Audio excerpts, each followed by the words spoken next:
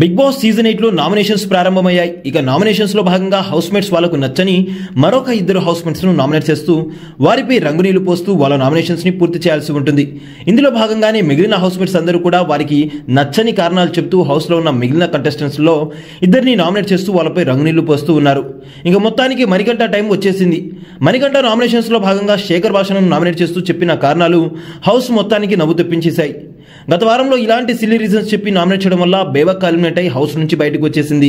ఇక ఈ వారం మణికంఠ శేఖర్ భాషను నామినేట్ చేస్తూ చెప్పిన కారణాలు అంతే సిల్లీగా కనిపిస్తున్నాయి. పండగ రోజు నాగార్జున పంపించిన స్వీట్లు, అదే విధంగా ఆదివారం రోజు గర్ల్స్ గెలుచుకున్న స్వీట్స్ ను అందరూ షేర్ చేసుకోవాలని, అలా షేర్ చేసుకోగా మిగిలిన స్వీట్స్ ని శేఖర్ భాష దాచిపెట్టాడని, ఆ స్వీట్ తనకు ఇవ్వలేదని రీజన్ తో నామినేట్ చేయడంతో ఇక పక్కనే ఉన్న యష్మి నిఖిల్ అయితే నవ్వు ఆపుకోలేకపోయారు.